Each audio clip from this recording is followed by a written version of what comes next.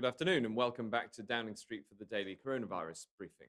I'm joined by Professor Jonathan Van Tam, our Deputy Chief Medical Officer, and by Baroness Dido Harding, the Chair of NHS Improvement and of our Test and Trace programme. Today, we formally launch NHS Test and Trace. This is an incredibly important milestone for the country, and I know people will want to hear about it. Before I do, I'd just like to update you on the latest coronavirus data. 3,798,490 tests have now been carried out in the UK, including 117,013 tests yesterday. 267,240 people have tested positive, which is an increase of 2,013 cases yesterday. Of those who tested positive for coronavirus across all settings, 37,460 people have sadly died. And since yesterday, 412 deaths have been recorded. We mourn them and we will not forget them. As I said yesterday, thanks to your effort and sacrifice, we are past the peak. We flattened the curve. We protected the NHS. And the big question that we're all working to answer is this. Until an effective treatment or vaccine comes through, how can we get back to doing more of the things that make life worth living without risking safety or putting lives at risk? NHS Test and Trace is a big part, not the only part, but a big part of the answer to that question. NHS Test and Trace means we can start to replace the national lockdown with individual isolation for those who've been in contact with the virus and local action where it's necessary to respond to a flare-up. The concept is simple. First, through testing, we hunt down the virus, finding out who is infected right now. And I use we very deliberately because we all have our part to play. This is a national effort and we all have a role. If you have symptoms, you must isolate immediately and get yourself a test. Yesterday, 2,013 people tested positive, and the next step is that through contact tracing, like detectives, the NHS clinician from NHS Test and Trace and the person who's tested positive work together to identify the possible movements of the virus, where it's been, and who else it might have infected. Then we isolate those contacts who might have been infected, so the virus is unable to spread, and we break the chain of transmission. Think of it like this. The virus exists only to reproduce. That is its sole biological purpose, to make as many copies of itself as possible. If we can thwart that purpose, we can control the virus and ultimately defeat it. We must all follow the NHS Test and Trace instructions because this is how we control the virus and protect the NHS and save lives. Some people have asked, why now? Why not launch this program earlier in the course of the pandemic? The answer is because we needed to flatten the curve. Right at the start of the epidemic, we had a contact tracing system in place, but as the virus raged towards its peak, the number of infections grew so large that we needed a national lockdown. That was the only way to get it under control. Effectively, everyone in the country was contacted and told to stay at home. Now, we've got the number of new infections each day right down, and the number of contacts of those who've tested positive is small enough that we can be in touch with everyone who we need to. And of course, testing capacity is critical to making this work. We now have the capacity for 161,000 tests a day. And because of that increased capacity, I can announce that we're expanding eligibility yet further. From tomorrow, we're expanding eligibility for testing to include the under 5s, so that now every single person who has symptoms of coronavirus can get a test, no matter their age. And what's more, to make NHS test and trace as effective as possible, it is very important that everyone with symptoms must isolate immediately and go and get a test. Now, I want to thank and pay tribute to everyone who's been involved in making this big project happen. Dido Harding, who's led the work, the technicians in the labs who've been making mass testing a reality, the contact tracers manning the phones, the healthcare staff providing the expert advice, the companies who've helped us put it all together at a record scale and pace. And what really matters is this: to protect your friends and your family, testing and tracing must become a new way of life. This is being launched today in England. Northern Ireland already has a system in place, and my colleagues in the Scottish and Welsh governments are working to bring in a system as soon as they can. All 4 nations have been working together to make sure we have systems that are coordinated across the whole country.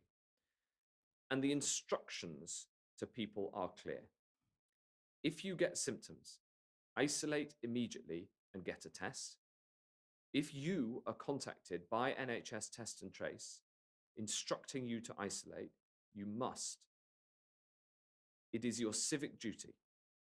So you avoid unknowingly spreading the virus, and you help to break the chain of transmission. This will be voluntary at first because we trust everyone to do the right thing. But we can quickly make it mandatory if that's what it takes. Because if we don't collectively make this work, then the only way forward is to keep the lockdown. Put better, the more people follow the instructions, the safer we will be, the faster we can safely lift the lockdown. So do it for the people you love. Do it for your community. Do it for the NHS. And do it for all those frontline workers who've done so much and gone out every day to put themselves at risk to keep you and your family safe.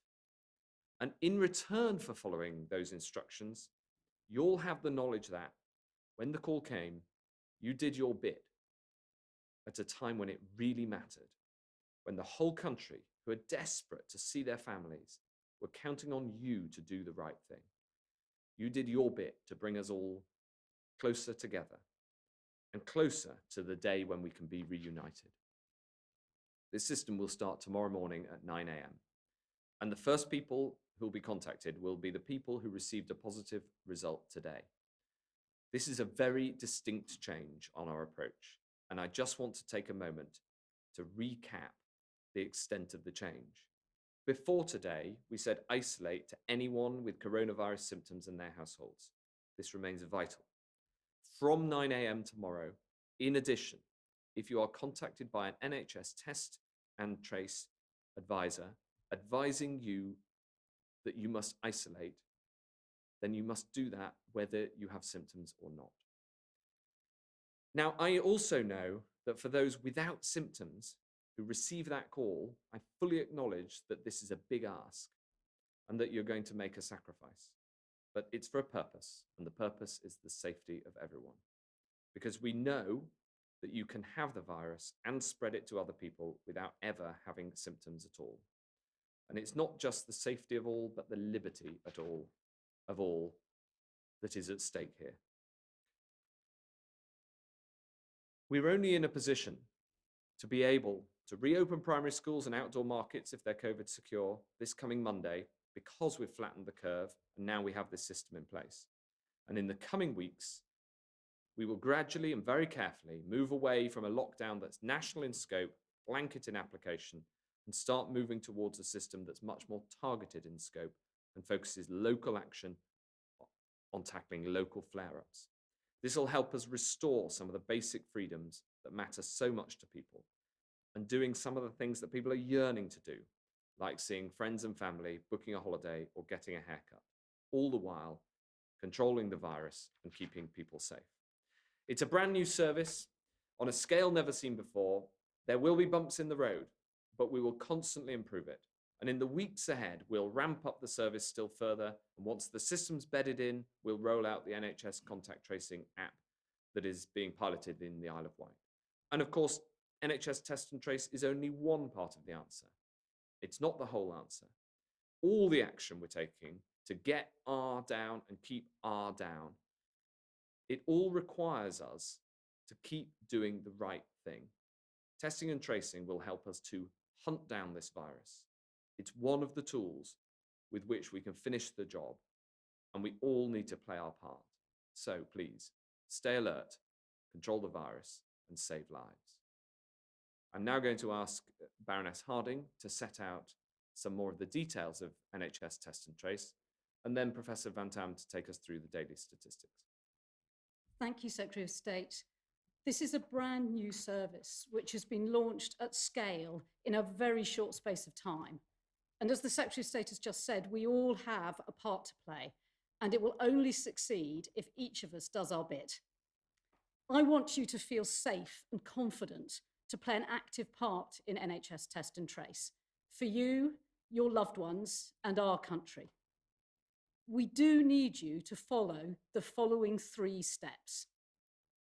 Step 1, if you have one or more of the symptoms of coronavirus, a fever, a new continuous cough, or a loss of your sense of taste or smell, you must immediately self-isolate. Step 2, you should then book a test on the nhs.uk/coronavirus site, or if you don't have internet access, by dialing 119. Do not leave home for any other reason. If you test positive, you will then be contacted by the NHS Test and Trace service within 24 hours. All contact tracers have been undergoing training and induction before the beginning of this week and before they start work. Step 3, NHS Test and Trace will help you establish who you've been in close contact with, and so who you might have infected, and will gather their contact details. This could include members of your household or someone you've been within 2 meters of for more than 15 minutes. You will also be given clinical advice and support for dealing with the disease yourself. NHS Test and Trace in turn will get in touch with those contacts.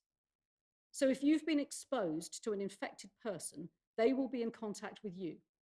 You will then be instructed by the NHS to self-isolate for 14 days, even if you don't have symptoms or you feel perfectly well. You need to follow these instructions. This individual and collective effort is vital if we're to keep the rate of infection down and carefully lift the lockdown. We're working hand in hand with communities and local authorities to make sure that you have the support you need to cope when you are self-isolating. This is why the government announced last week it's giving £300 million to local government to support this on the ground, tailoring support in response to your local needs. Over the past few days and weeks, I've spoken to a huge number of people, and I've heard real support and a desire to make this work. We all want to get back to a more normal way of life, and this is an important step on that journey. NHS Test and Trace is one of the most ambitious and complex projects that any of us have ever worked on. It's brought together so many people from all walks of life to work together on this common goal. We already employ over 40,000 people, both directly and through trusted partners, who are working heroically to deliver both testing and contact tracing at scale across the country. So I'd like to offer my heartfelt thanks to Public Health England, all our NHS colleagues, local authorities and their directors of public health and their teams, all our partners in both the public and private sector who have helped create the largest network of diagnostic testing facilities in British history, and to everyone who has signed up to be a contact tracer. And I'd also like to thank you. We will be constantly developing and improving as we go. Together, we can help contain the virus, stop it spreading further, and return to a more normal way of life. Thank you very much, Baroness Harding. And now Professor Van Tam will take us through the daily statistics. Thank you. Good afternoon. Next slide, please. So the first update I'm going to give you this afternoon is one relating to transport use in Great Britain. And you can see on this slide there are 6 data sets arrayed. The top 3 are for small motor vehicles, or individual motor vehicles, cars, light good vehicles and heavy goods vehicles. The data are arrayed from the left of the slide, 16th of March to the 25th of May.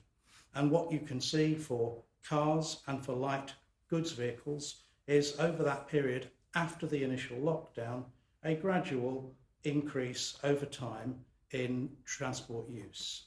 For heavy goods vehicles, the trend is the same, but you can see it starts from a much higher baseline, reflecting the fact that many of the HGV journeys were essential even at the point of initial lockdown. If you then turn to the lower part of the slide, you'll see the data for National Rail, for Transport for London, and then for buses other than Transport for London, other than London buses. And you can see here essentially very flat curves indeed, showing that people have stayed away from public transport, are continuing to stay away from public transport and preserve this for essential workers. Next slide, please. On testing, this is a recap following the delivery by the Secretary of State. You can see that as of the 27th of May, 117,000 tests were delivered in the previous 24 hours, and bringing us to a total of almost 3.8 million. And you can see in terms of the trend at the top of the slide, the red graph, you can see that essentially there is now a very high level of testing that continues in the UK. These are tests conducted and tests shipped. And please remember that a very small proportion of individuals may have been tested twice in amongst those data. Then turning to confirmed cases who have tested positive, you can see that as of the 27th of May, the figure was at 2,013 and a total of 267,000 in total. Rather more importantly, I'd like you to look at the blue trend curve, which is a 7-day rolling average and continues to show the decline in confirmed cases over time. Next slide, please.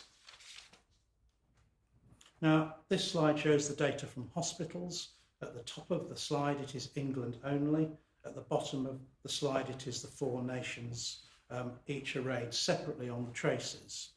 So for admissions with COVID-19 in England, we are at a figure of 472, which is considerably down on the 637 reported on the 18th of May.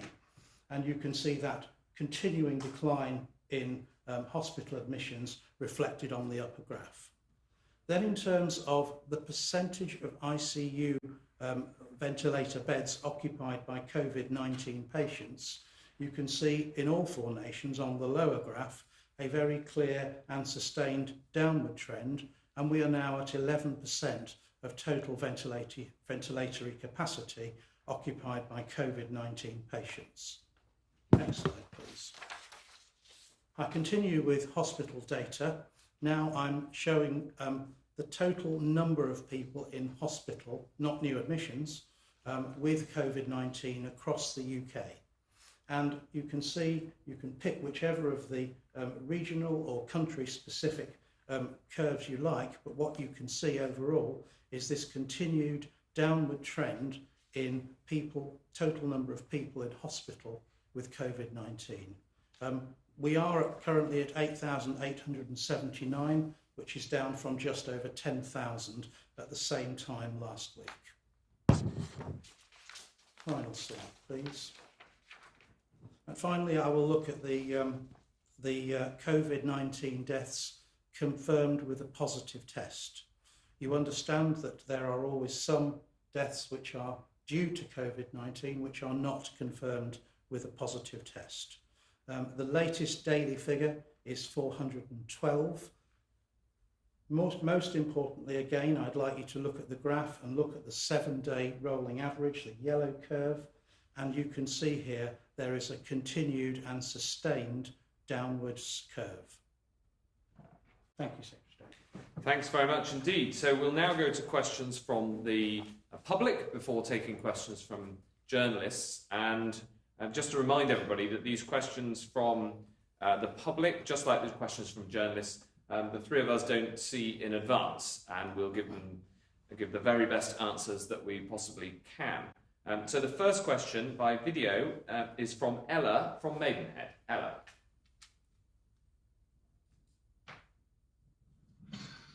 Given evidence has shown that those under the age of 45 are at a significantly lower risk of death from COVID-19, can we expect to see the lifting of lockdown restrictions targeted at particular age groups?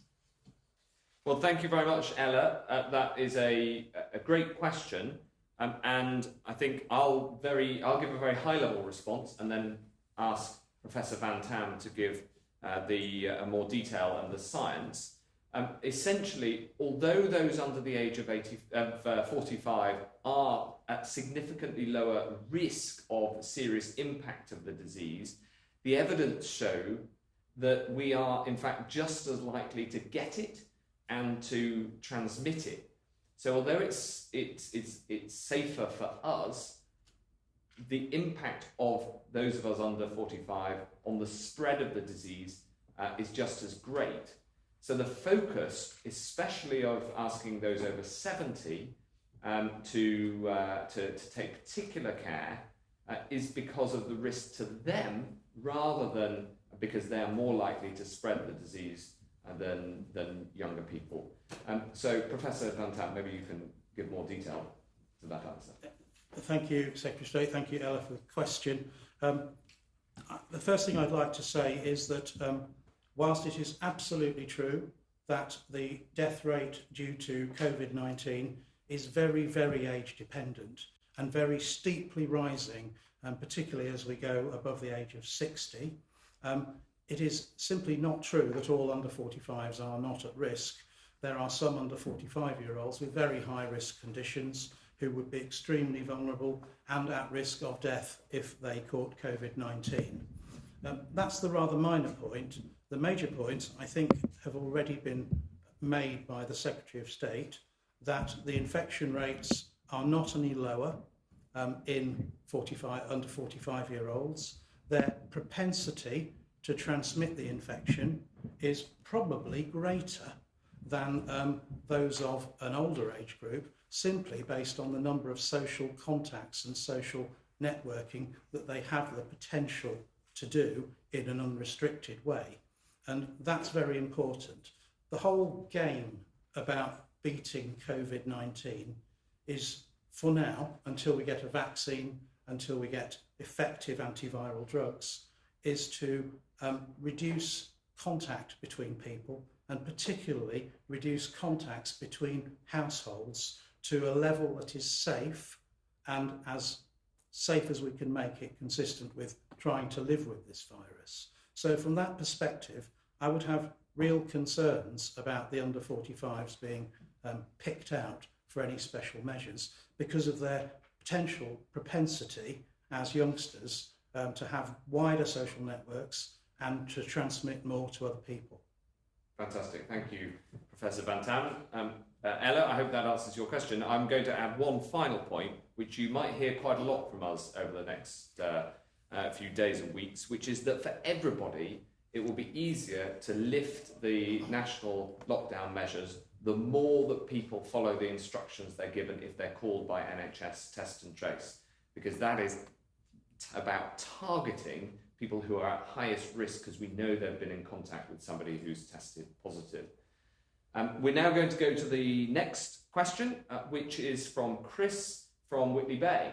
And Chris asks, although we recognise that we're far from this pandemic being over, has the government been able to start formulating a strategy for future pandemics so that future generations can be more prepared? And Chris, the answer is emphatically yes. We're learning all we can about this disease and about how to handle this pandemic all the way through. In fact, earlier this afternoon, the Prime Minister has been talking about some of the lessons from SARS, a previous pandemic that had a very big impact in East Asia, but less so here. And it is incredibly important that we learn as much as we possibly can about the strategy for future pandemics, exactly as you say, so that future generations can be as prepared as possible. Thanks, Chris. We'll now turn to questions from journalists. The first is from Sophie Hutchinson from the BBC. Hi, Sophie. Hi. You've described this new test and trace programme as being on a scale never seen before, but are you sure you have sufficient capacity to test the contacts of all of those infected? You've referred to there being around 2,000 newly infected people in the UK every day, but the Office for National Statistics puts that figure at around 9,000 for England alone. Thank you, Sophie. I'm going to give a very short answer and then ask Dido to give more detail. There's 2,013 people yesterday who tested positive.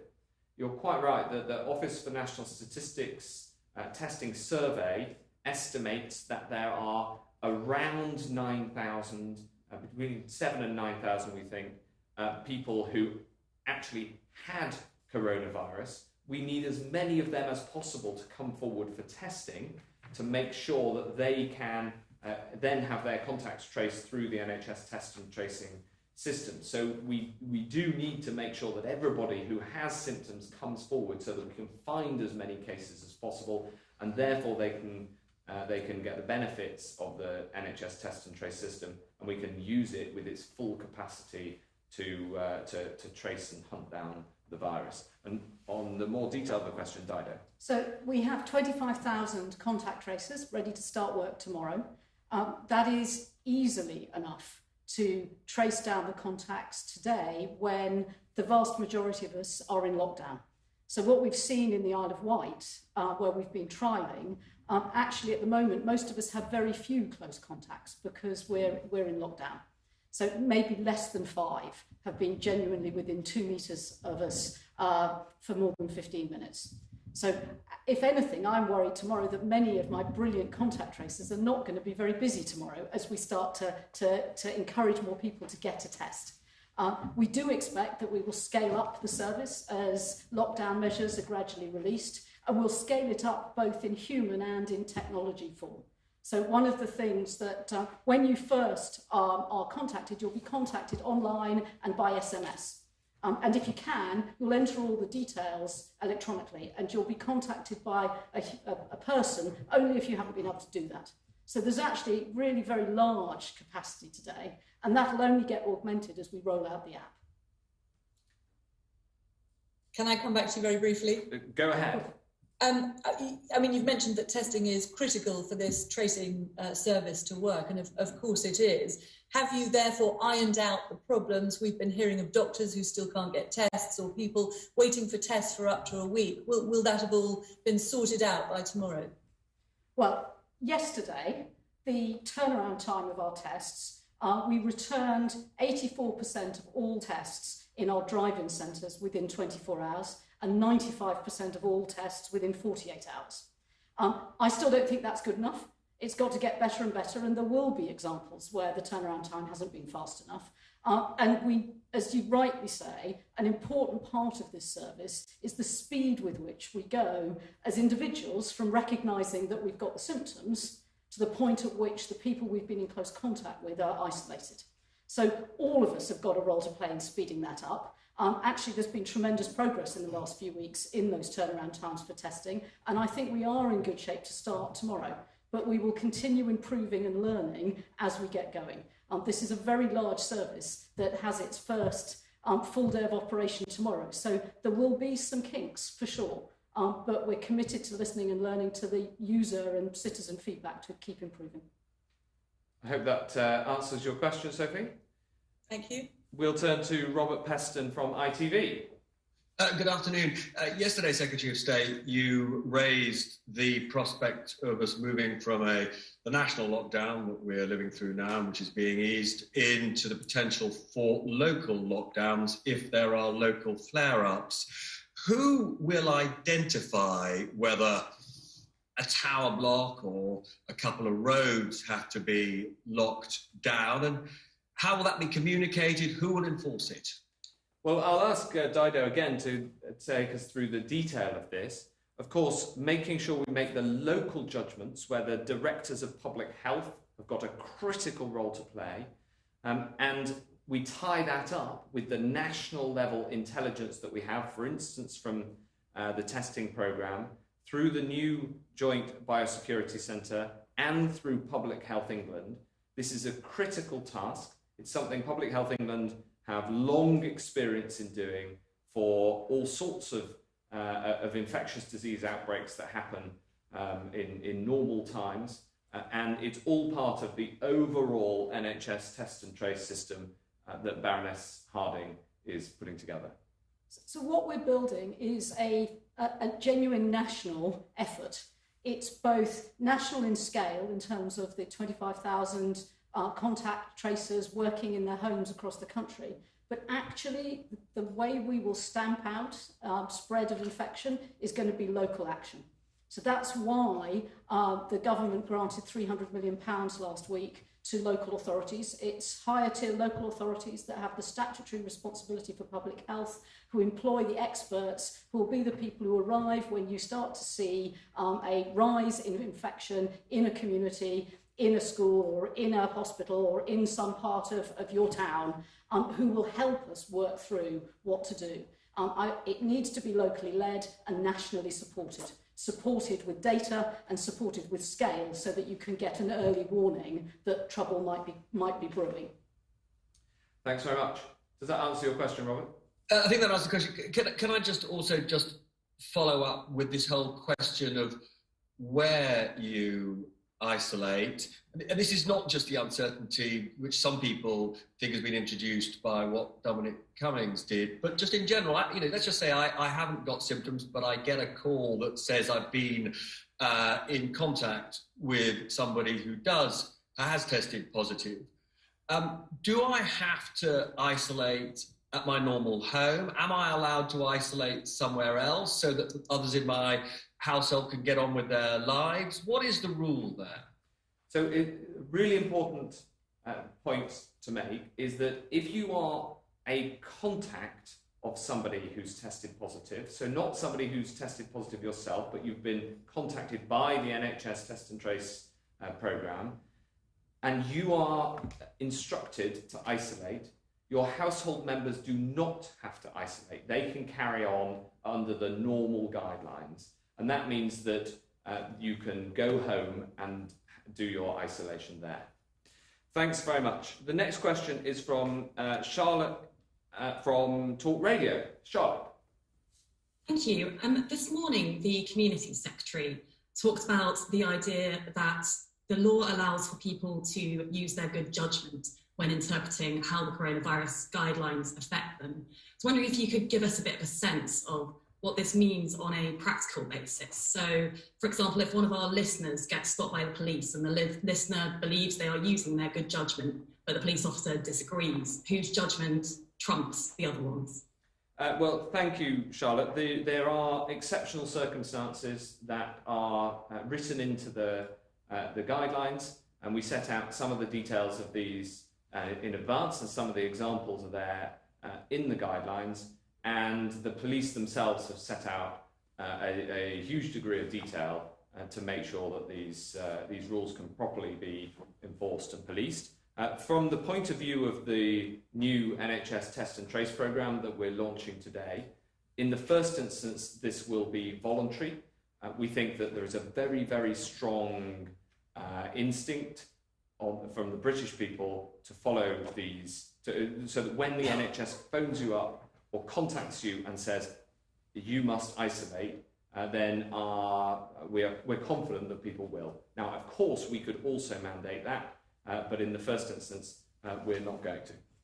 We want people to feel safe, to tell NHS Test and Trace as soon as they have symptoms, to feel confident and safe in telling NHS Test and Trace who they've been with, so that we can isolate people who might be infectious as fast as possible. And I have great faith in the British public that we all want to be able to get our lives back to normal, and that we are committed to doing that together. Thanks very much. Professor Van Tam also. Yes, I'll just come back in here and remind people that with this virus, the natural R is around about 3. That means left unchecked, one case infects 3 more. So it's going to grow out of control very quickly. The extent to which we can keep control of it very much depends upon the extent to which people across our entire population engage with and cooperate with NHS test and trace. And put simply, the more we do so, the greater room for manoeuvre the government will have in terms of making life as normal as possible whilst still keeping this virus under control.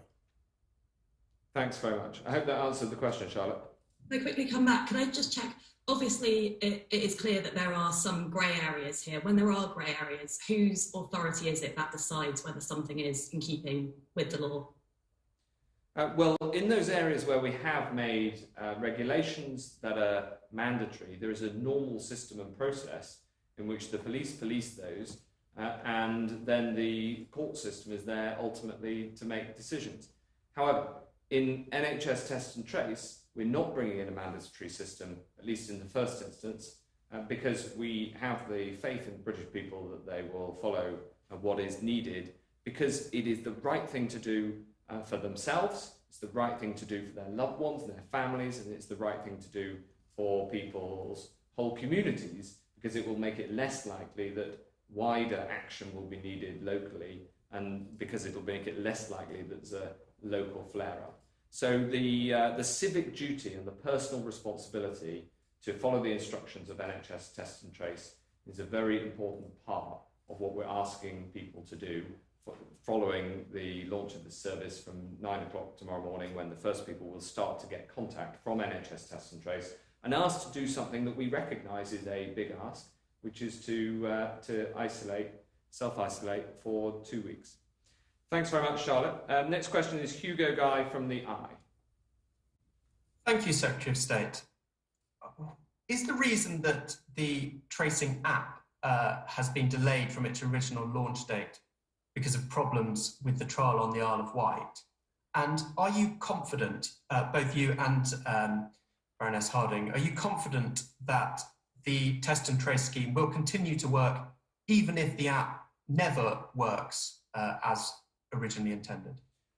The answer to the first question is no, it's not technical problems. It's that one of the things we learned about in the Isle of Wight is that rolling out the system where people are asked to isolate, even if they have no symptoms, starts better when it comes in human form from the contact tracers, and the app is working in the Isle of Wight, and when we have successfully embedded this new principle that I talked about today, that Baroness Harding set out in great detail, this new principle, which is if you are contacted by the NHS test and trace programme, even if you have no symptoms, then you need to isolate for up to 14 days. Once that principle is embedded, then that's the time to bring the app to bear, because the app is a complement to this system. Even without it, this system would be successful, but it's a complement because there are some contacts that you don't know that you might have made. For instance, if you're sitting near somebody on a bus, within 2 meters of them, you wouldn't know how to get in contact with that person, but through the app system, we will be able to identify those contacts. So the app is a complement. It is best brought forward once this system is embedded, and that's what we plan to do. It's not because of any technical glitches. Thanks very much. Nadine White from the Huffington Post. Thank you, Mr. Hancock.